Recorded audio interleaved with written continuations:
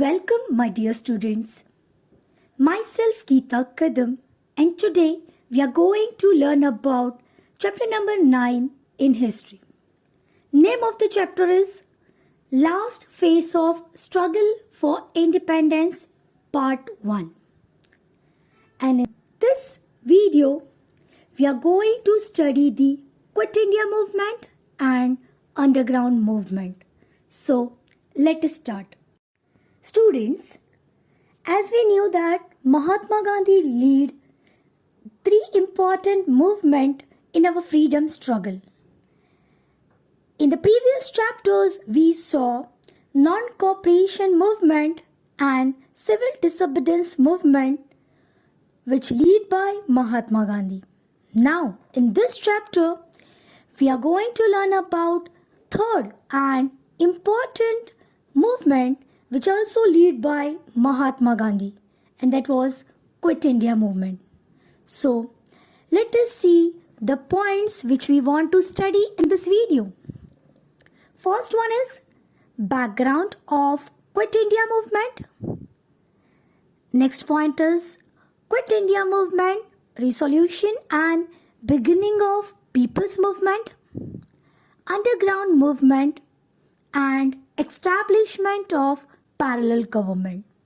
So, let us begin with the point background of Quit India movement.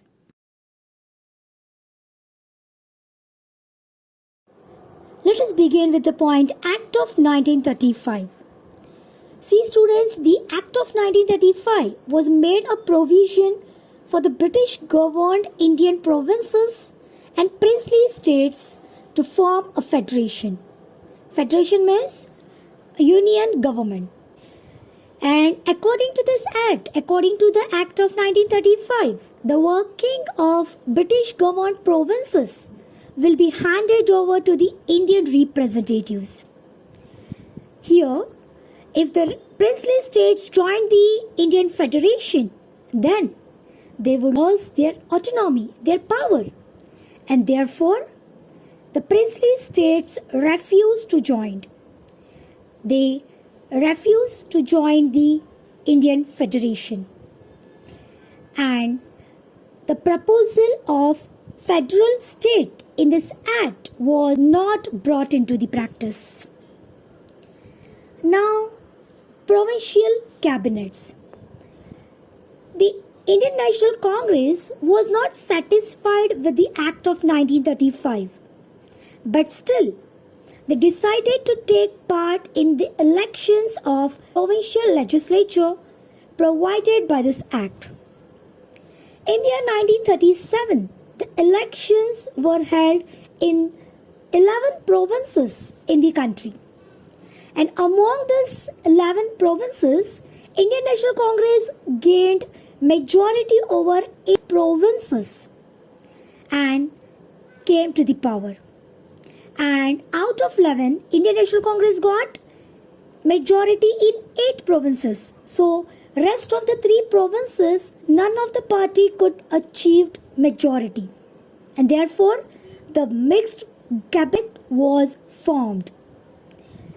Now, the cabinet ministers of Indian National Congress did useful work for the people, the work like release of political prisoners from jail, then introduction of basic education, then prohibition of liquor, means alcohol, then measures undertaken to improve the condition of the Dalits, and passing of act giving debt relief to the farmers, means giving concession to the farmer for their loans. So, this useful work Indian National Congress done during the cabinet ministers for the provincial cabinets. Now the next point is Cripps mission. See, during the Second World War time, England was supported America against the Japan.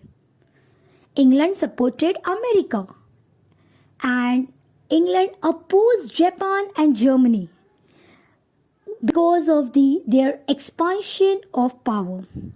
The Japanese army reached the eastern border of India, and the British realized that if the Japan attacked on India, then they will need cooperation from the Indians.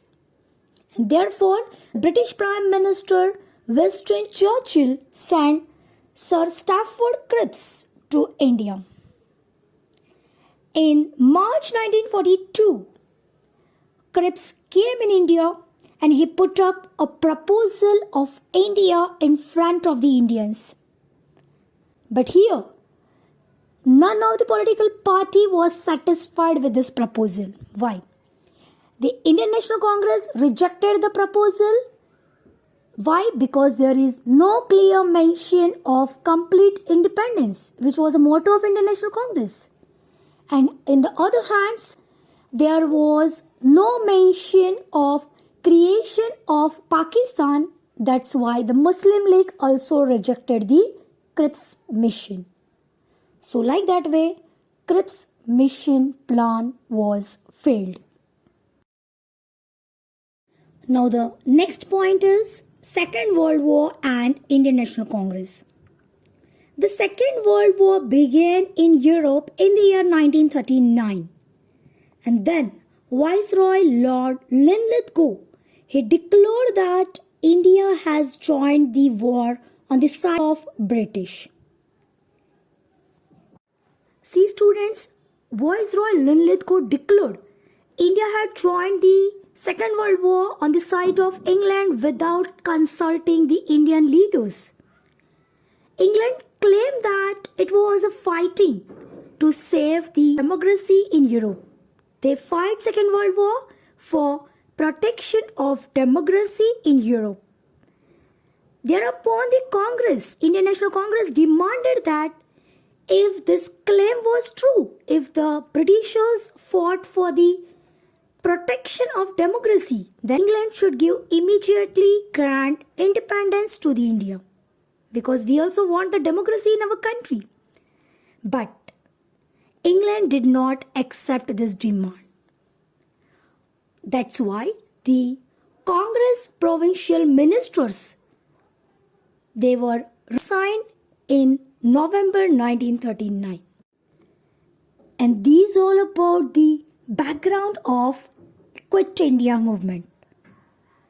Britishers were rejected for the demand of complete independence of Indian National Congress. And that's why Indian National Congress decided to launch the Quit India movement. So how it launched? Let us see. Quit India movement. See students, after the Cripps mission failed, the Indian National Congress decided to start an intense, means a very strong movement for attaining independence. The Working Committee of Congress, the Working Committee of Indian National Congress passed a resolution on 14th July 1942 at Wardha in our Maharashtra. And the resolution demanded that the British rule in India be ended immediately and India should be given independence. But here, if this demand was not fulfilled, then the Indian National Congress warned the Britishers to start a non-violence movement for freedom of our India. Now, on 7th August 1942, when the Indian National Congress, one of the session was held at Mumbai, the Gavalia tank means today's Kranti Maidan in Mumbai. That time, Maulana Abul Kalam Azad was the president of the session. The British should leave India. This resolution passed by Congress Working Committee at Wardha was finally approved in this Mumbai session. So, on next day, 8th of August, the resolution of Quit India put forth by Jawaharlal Nehru got passed with great majority. it was also decided that to start a nationwide non-violence agitation or movement under the leadership of Mahatma Gandhi. So, that time Gandhiji said, every one of you should from this time onwards consider yourself a free man or woman and behave like a citizen of free India. We shall either fight free India or die in the attempt. Gandhiji made an inspirational appeal to the public to be ready to sacrifice their life for the country or ready to do free India.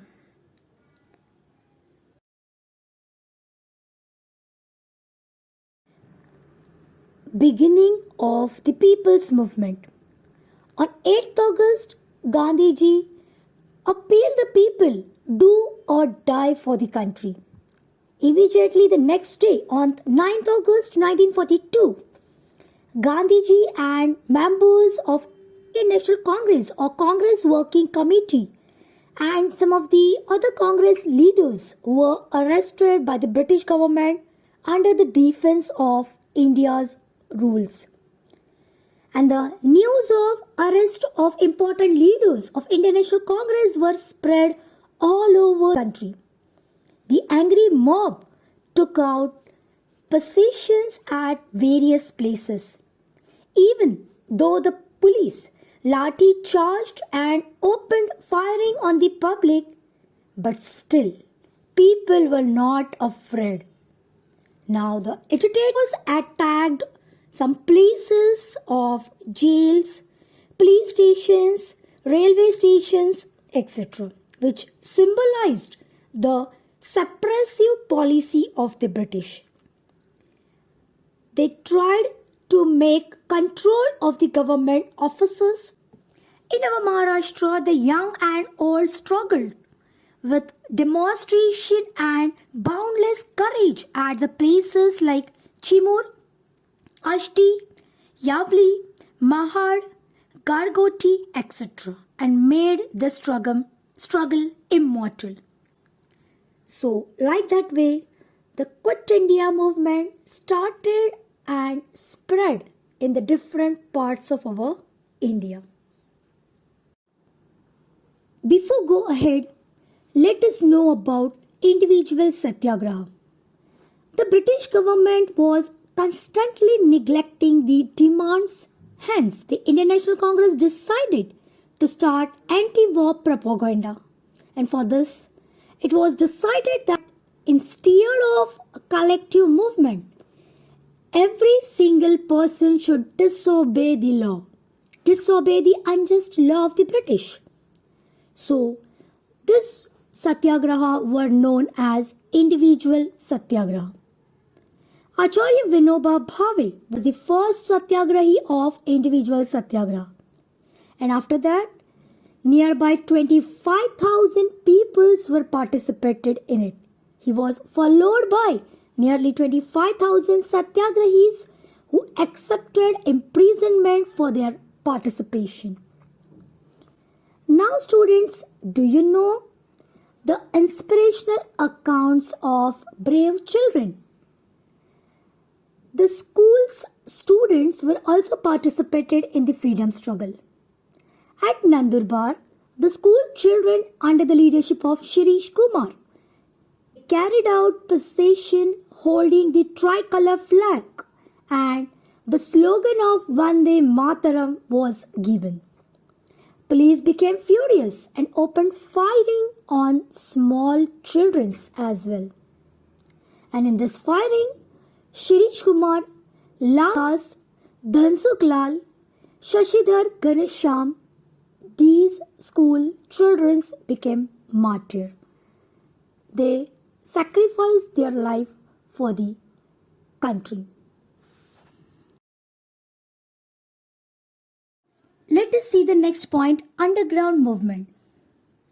Students, we saw how the Quit India movement spread everywhere. We saw the individual satyagraha. Now, at the end of 1942, the public movement got a new turn. The leadership of this movement went into the hands of young socialist activists. The leaders like Jayaprakash Narayan, Dr. Ram Manohar Lohia, Chotubhai Puranik, Achyut Rao Patwardhan, Aruna Asaf Ali, Yusuf Meher Ali, Sucheta Kriplani, S.M. Joshi, Shribhav Limay, N.G. Gore, Yashwantrao Chauhan, Vasantdada Patil, Madanlal Bagdi, Usha Mehta. Such leaders went into the forefront. The activists destroyed the transport and communication as well as the government machinery by causing the breakdown of railway routes, cutting off telephone lines, blowing up bridges, etc.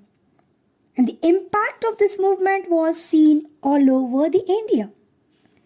We can take the example of Hemu Kalani in Sindh province. He tried to destroy the railway along with his companion, his associates, when he received the news of passing of a railway who carrying the British troops and supplies. But unfortunately, British arrested him and the court punished him to be hanged to death. Now, beside that, Bhai Kotwal's Azad Dasta in Karjat Taluka of modern-day Raigad district. See students, at present in Raigad district, in Karjat, Bhai Kotwal formed Azad Dasta. Then in Nagpur, General Awari formed Lal Sena. Now such groups, it made the government helpless and witless for months. In Mumbai, Vittal Zaveri and Usha Mehta and some of her companions, they established a secret transmission center which was named as Azad Radio. Now through this radio, the patriotic songs were sung, news of agitations in the country were broadcast on it, patriotic speeches were telecasted. This gave encouragement to the agitators. Such transmission centers operated at Kolkata, Delhi and Pune for some period of time. So like that way, the socialist leaders worked against the Britishers with underground manner. Students, rest of the part we will see in next video. Let us move to the exercise. Question number 1. Explain the following statements with reason. Question is, in November 1939, provincial ministers of Indian National Congress gave their resignations. So the answer includes the point. First one is Viceroy Lord Linlithgow. He declared in 1939 that India had joined the Second World War on the side of England without consulting the Indian leaders. Second point is England claimed that it was fighting to save democracy in Europe. Third point is thereupon the Congress claimed that if that claim is true, then England should grant independence to India immediately. And the last point is, so the provincial ministers of Indian National Congress resigned in November 1939 as England did not accept this demand. Now come to the second question. Answer the following with brief. Question is, why did the British Prime Minister send Sir Stafford Cripps to India? So the answer includes the 4 points. First one is, during the Second World War, England sided with America against Japan. Second point is, as England was ruling India, there was possibility of Japan attacking on India. Third point is the Japanese forces came closer to the eastern border of India. And the last point is it was necessary to have cooperation of India to resist Japanese invasion. Therefore, the British Prime Minister Churchill sent Sir Stafford Cripps to India in March 1942. Thank you, students.